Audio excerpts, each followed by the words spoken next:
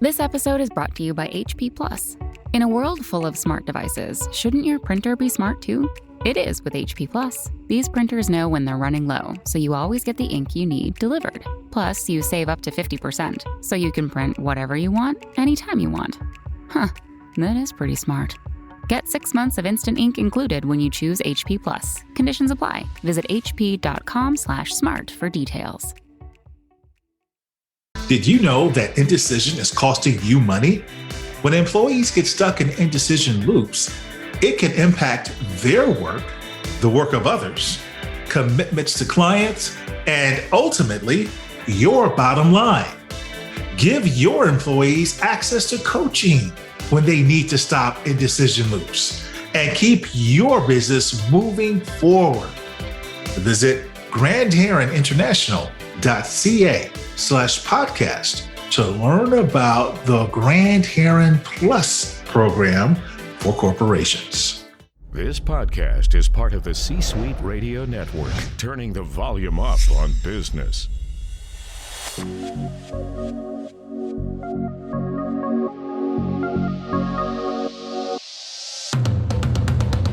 Welcome to the Keep Leading Podcast, a podcast dedicated to promoting leadership development and sharing leadership insights. Here's your host, the Leadership Accelerator, Eddie Turner. Hello, everyone. Welcome to the Keep Leading Podcast, the podcast dedicated to leadership development and insights. I'm your host, Eddie Turner, the Leadership Accelerator. I work with leaders to accelerate performance and drive impact through the power of executive coaching, masterful facilitation, and professional speaking. In the world of leadership, there are no shortage of quote unquote mindsets a leader needs to succeed. For example, there's the leadership mindset, the learning mindset, a winning mindset. Here on the Keep Leading Podcast, I interviewed LinkedIn's top global influencer about the disruption mindset. In this episode, we will explore the velocity mindset. To explain the velocity mindset, I've invited a giant in the sales world and in the world of professional speaking. He is the author of the book, The Velocity Mindset: How Leaders Eliminate Resistance, Gain Buy-in, and Achieve Better Results Faster. His name, Ron Karr.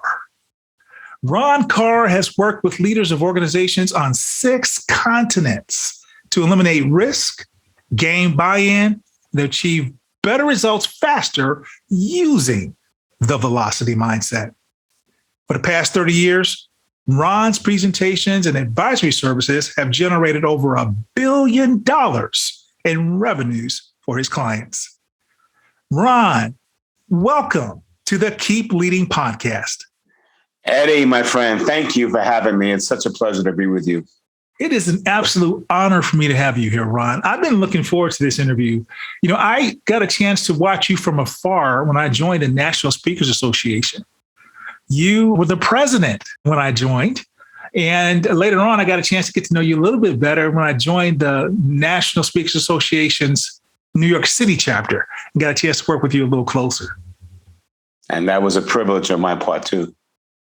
Ron, what did I miss about your amazing background? Really nothing. I mean, the only thing that I would just add to it is that I'm no different than anybody else who's listening to your podcast. I've had my own challenges, made my own mistakes. A lot of what's in the velocity mindset just came from being on this earth for 65 years and having lived through it. So they call you a wise man, but the wisdom only comes from experience. So that's really the only leg up I have on anybody else. So the one thing I want your listeners to understand is, while you gave some impressive stats that we had, it wasn't me that was the hero, it was the clients that were the heroes. They're the ones who went out and did it, learned, and took some risks. So they're the ones who actually created those results. Well, that's admirable for you to share that, but I'm certain that your wisdom and insight was the impetus to get that done. Yeah, I mean, I was a facilitator. It was my job to help them see things that maybe they haven't seen, ask questions and get things out of them, so where they started believing certain things and then they started moving forward. And that's the work of a good coach, right? Yes, not needing to take the credit, but helping people get out of their own way so that they can get to where they want to be. Indeed. In fact, that's the title of one of your best-selling books, right? Well, lead seller, get out of the way. Yes, I love that title.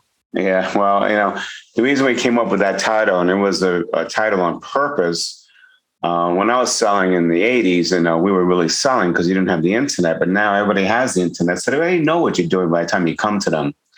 So if all you're doing is quote unquote selling, which we all refer to as talking, you will be pushed out of the way. When I'm speaking on stage and I ask the audience, how many of you can't wait to meet that next salesperson who's going to bore you to death with 20 features over its 18 mean nothing to you? Raise your hands. Not one hand goes up. But when I say, how many of you, when you have to make a big decision, would value the help of someone to lead you through a process so you make the right decision? Well, all the hands go up. And that's why we came up with that title. If you really want to sell, you better lead. And if you don't, you will be pushed out of the way. Interesting. I really like that. And it is so true. And it's about the difference in the framing and the mindset that you bring. Absolutely. You said 65 years of experience led to the framework that is the velocity mindset. So what does it mean when a leader has the velocity mindset? Well, Eddie, when you hear the word velocity, what's the first word that comes to your mind? Speed. Yeah, and that's what comes to everybody's mind. But that's not all that it takes to have velocity. If that's all you think it is, then you'll probably have burnout. The physics definition of velocity is speed with direction. So if you look at direction as being the end result, and you start with that first, that will drive all your decisions so you're making the right decisions and doing the right tasks. Now, there's two ways that you can live your life. You can be task-oriented or purpose-oriented. Most of us are task-oriented. So we're running around all day trying to get all the tasks on the to-do list done. We're exhausted at the end of the day, had no time for lunch. And then sometimes we sit there and ask ourselves, what did we really do? How did we really move the needle? And most of the time we can't say we did. What you want to be is purpose-driven. The purpose-driven, that direction where you want to go is what's going to drive the tasks you need to be doing and help you make the best decisions. So I'll give you an example. You get into an airport, let's say in Houston, right? And you get into Bush Airport and you want to go, let's say, to Newark. And you get on a plane, you ask the pilot where we're going, and he goes, I have no clue. Wherever the winds take us, would you stay on that plane? And the answer is probably no. But what the pilots do is they start with the end in sight first. They want to go to Newark. So then they backtrack their way to Houston. They look at the 3 waypoints, that they have to get to because they know if they hit those waypoints, they're on the right way. Then they start looking at the potential obstacles, wind, storms, and they start making some changes for that. Where at the end of the day, they now have a flight plan that gives them the best course to get to Newark safely and as fast as possible. That's velocity. So what we're asking our clients to do is stop worrying about the tasks, start with the end in sight. What is it you want to accomplish? Work your way backwards and figure out how you're going to get there. Interesting. And I like how you tie in the need to have purpose with this speed and direction. Well, that's because purpose is passion. And if you don't have the passion, then look, we can have the best laid plans. There's an old Yiddish phrase, man plans and God laughs. We're going to have the best plan, but things always come up and hit us where we don't expect it. Well, the only thing, so look at it like you're on a track, going to your destination, and then unforeseen obstacles force you off the track. Well, you've got to have a really strong purpose or a lot of passion, because that passion is going to act like the magnet to bring you back on that track so you keep going. If you don't have that passion, that sense of purpose, anything that derails you, you'll never get back. Okay, now as a leader listening to this conversation, what if I have the passion? What if I have the purpose, but it's difficult for me to stay focused with everything that's happening in the world of work right now and the disruption? How can the velocity mindset help me? But if you're passionate and you're and you have the purpose, that's focus. All right, because you're heading towards one thing. I did a speech one time for the Centerbuilt Conference, which was a big conference for the International Council of Shopping Centers. It was in a Biltmore in a tent in Phoenix. It was the opening luncheon. And there was 1,000 mall owners there, big real estate tycoons, heavy hitters. And I was doing it on negotiation. The first question I asked, right as soon as I opened up the conference, I just said, hey, why is it that all of you are late on your particular projects? Even though that mall is supposed to open on July 12th, but come heck or high water, that mall still opens on July 12th because all of you have that purpose. You're all dedicated and focusing on that one thing, and the energy just makes it happen. That's what we're talking about. Okay. That's an interesting way of looking at it. Mm-hmm. Well, what makes velocity important, especially in this COVID world that we're living in right now? Well, when COVID hit all of us, we all started realizing whether or not our purpose was strong enough for us or not. And for those that it wasn't strong enough, a lot of people redid their purpose and started making some life-changing changes, if you will. Some people like me decided to move. I thought that, after I was done with the presidency of the National Speakers Association, I had 9 surgeries, mostly on my back, and I was down for 3 years and I lost a lot of money. So my plan was to speak till I was 70 and make the money and then retire. Well, when COVID hit, I just started saying, well, why am I going to wait then to retire? We just learned that you never know how long you have. So we all know that virtual now has become acceptable. Why can't I go to Florida now, live the life that I want to live and just readjust my business? So a lot of us started making those kinds of plans. But all we were doing was readjusting our purpose and then looking at the actions that we were going to use to get there. And those actions changed based on our purpose being changed. So with COVID, it's changed the world for a lot of us. A lot of us also felt out of control because we thought we had our life in control, but it wasn't. And now we're all facing a lot of shortages, in labor and in materials and all that, which is creating a whole new level of problems. But for those that are focused on the end result of where they're trying to be, no matter what problems come their way, they will find the opportunities and find a way around it, as long as they have that passion and as long as they're concentrating on that end result. Now, that's an interesting point that you make because people have had to rediscover passions they once had, or to your point, they have new passions. Right. Yeah, absolutely. And so that changed their plans a little bit. Yeah. And we see articles about people changing careers, people leaving jobs they never liked in the first place, and they didn't realize it until they've had this time to reflect during the pandemic.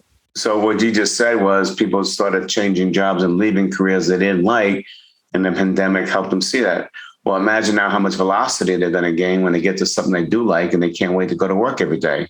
So in a sense, I hate to say it this way, so I hope your listeners don't take it the wrong way. A lot of people were hurt, a lot of people died. So I'm not saying it the way it's going to sound, but for some people, it was a blessing. Yeah, I understand what you mean. Because it allowed them to see things differently and make better decisions. And it allowed businesses to grow in ways that they would not have grown, in some cases, for 10 more years. Well, and there's going to be big changes. I mean, we're now have a labor shortage. All of a sudden, employees are realizing they do have a say. So, if your employers, number one, are raising their fees, their compensation just to attract people, but it's not just the compensation they have to raise. What's also happening is if someone gets a job now for $15 and there's more stress, or there's just too much risk, or the culture is not right, they can go down to a totally different company in a different industry with less stress, better culture, making the same kind of money, and they'll be happier. So the point is that while it was years ago, it was easy to find labor, today it's not.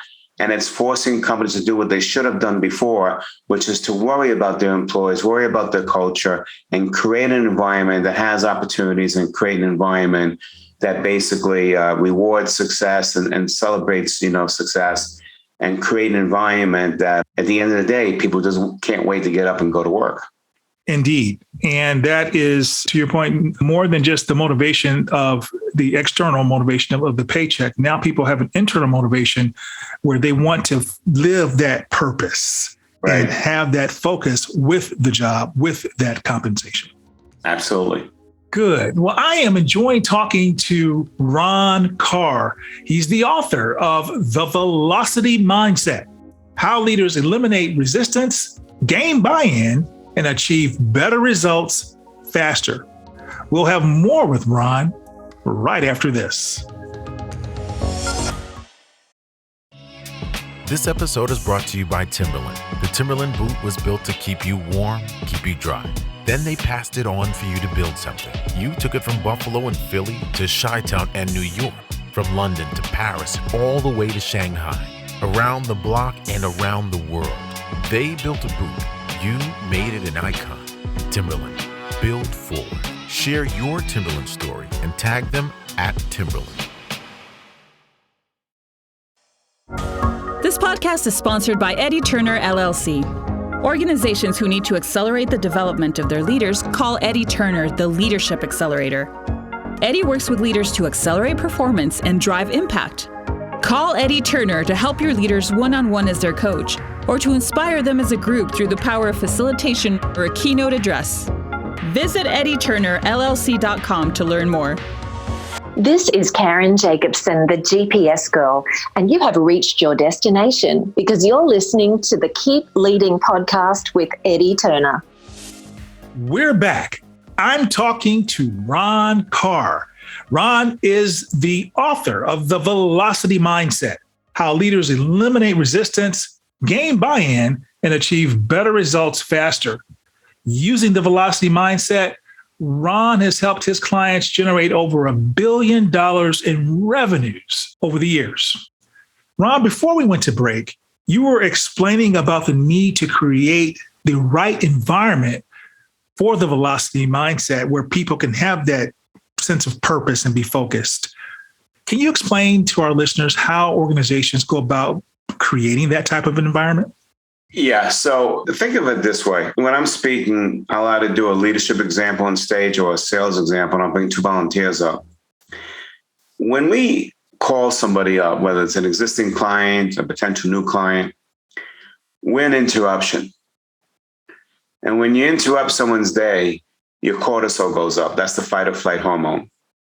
The first thing a leader has to do is understand the environment for which they're going into.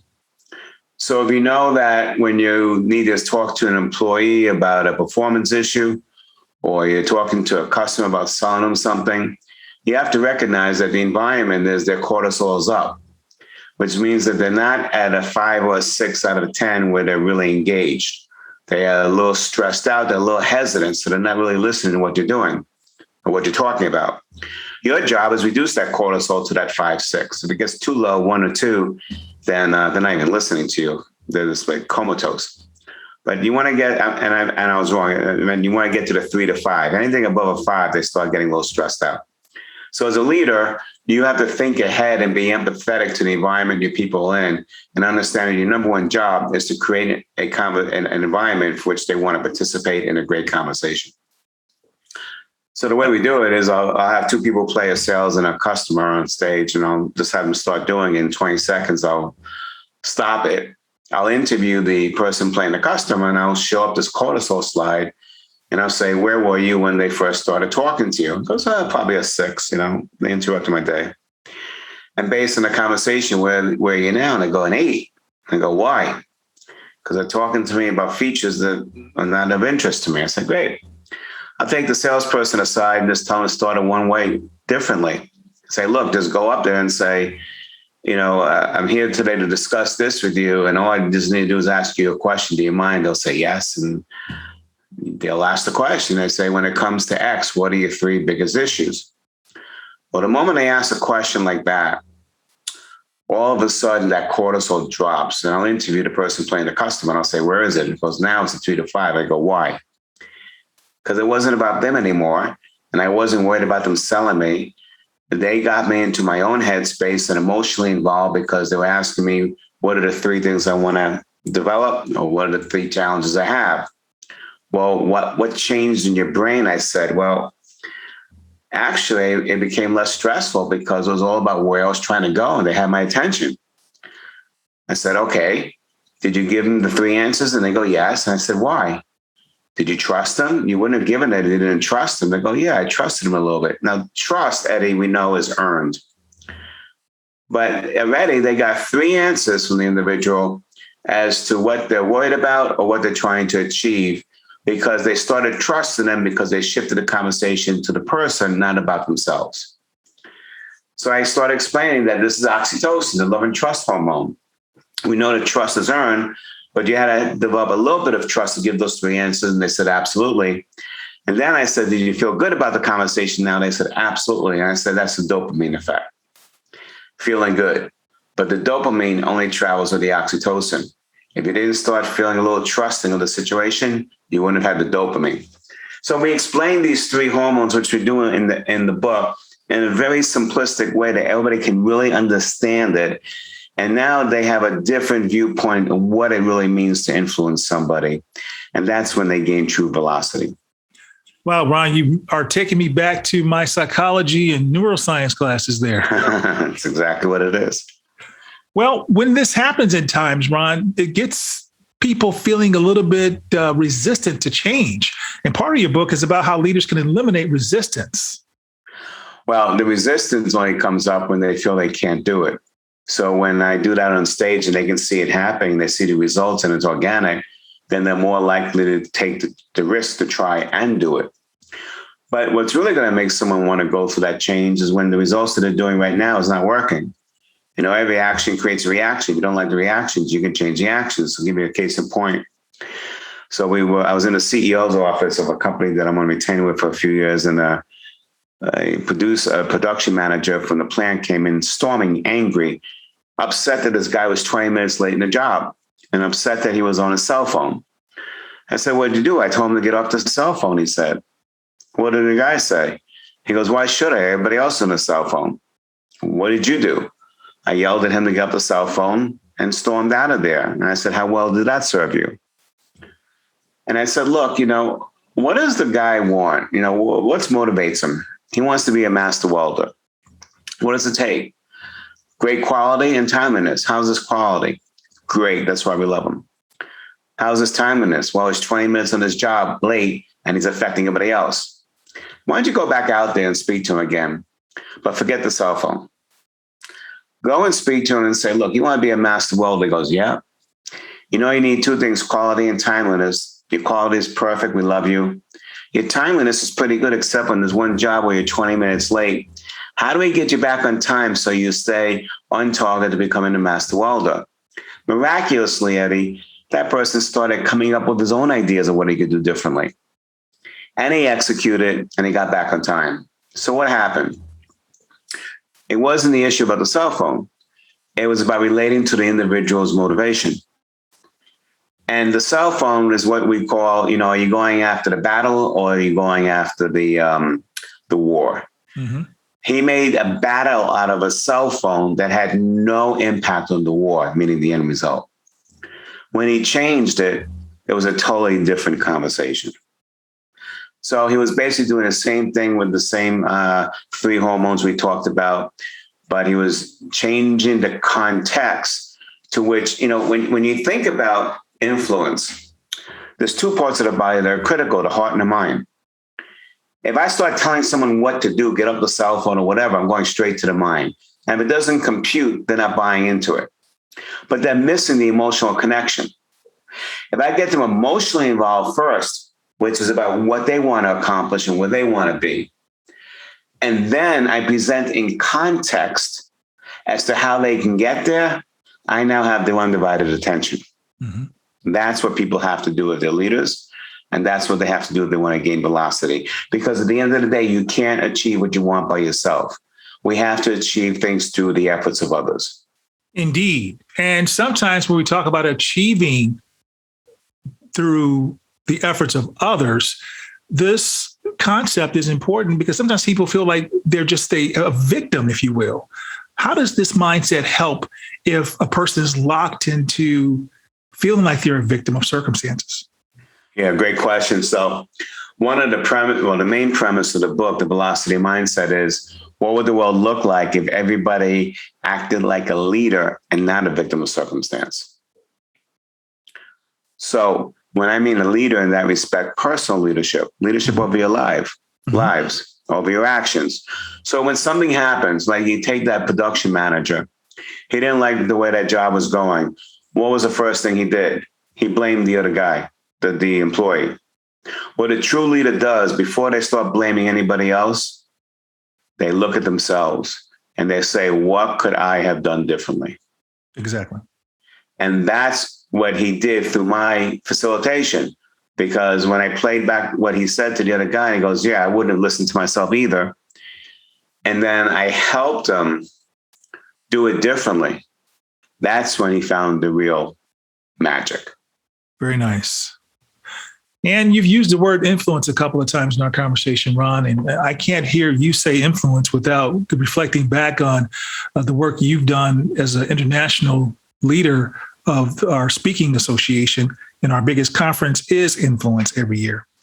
Tell me how you use the velocity mindset in the world of speaking and that connection to leadership.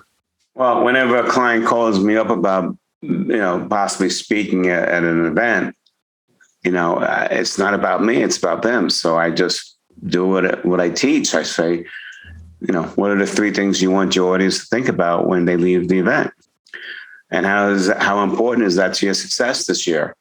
And I find out as much as I can about the client and the goals and what they're trying to achieve. And then when they ask me what it is that I do, then I present the type of program that I can give them in context to what they're trying to achieve. I do it the same way as I write about it. At the end of the day, we all have to remember one thing, Eddie. People do things for their reasons, not yours. So you better find out what their reasons are. And not only have you written 5 best-selling books, you've written and appeared in national media and in over 250 national publications. If someone wants to follow your work, where would you point them to as a source? Well, one thing they can do is go to velocitymindset.com. That's velocitymindset.com. We have a free leadership assessment they can take in 5 areas they can score themselves. The good news is that in each area, they have tips and best practices on how they can move forward. We ask them just for the email address so that now they'll get on the list so they can get the Velocity Mindset videos every Friday so they can stay in the conversation. And then if they want to, there's a link there for them to purchase the book. Excellent. And we will put that link in the show notes, as well as a link to all your social media profiles, because folks, you want to follow Ron Karr. Follow him on Twitter and Instagram. Connect with him on LinkedIn. And when you do, tell him you heard about him on the Keep Leading podcast. Yes, please let me know where you heard about it, because it will make me feel better, number one. But more importantly, I can share it with Eddie and it will make him feel better. Absolutely. Ron, as a leader, I stress here on the Keep Leading podcast, different stories that you share with us or quotes that help a leader keep leading. Is there a quote that you often refer to that helps you to keep leading? Yes, it's the one I shared with you. People do things for their own reasons, not yours. All right. People do things for their own reasons, not yours. And so if leaders remember that will help them to keep leading. And then the only other thing that I think about often is empathy. Empathy is the one thing when CEOs, come to me and they say, hey, we need a good salesperson, we need a good executive. One of the traits that we look for high score is empathy. And why is that? If you have empathy, that means you have an interest in learning about somebody.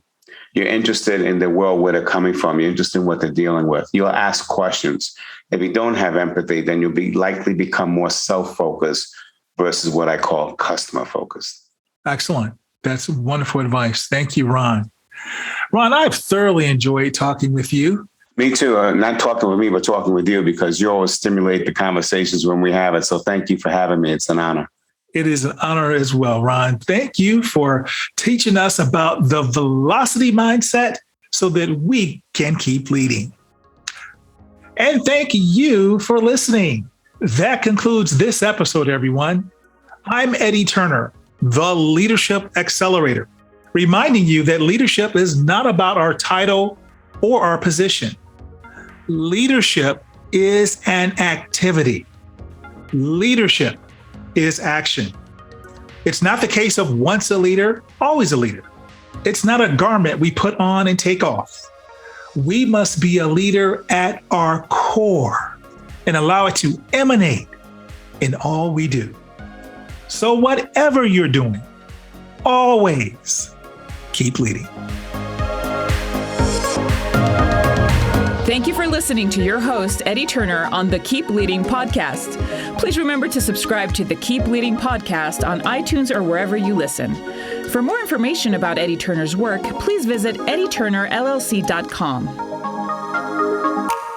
Thank you for listening to C-Suite Radio, turning the volume up on business. This podcast is a part of the C-Suite Radio Network. For more top business podcasts, visit c-suiteradio.com.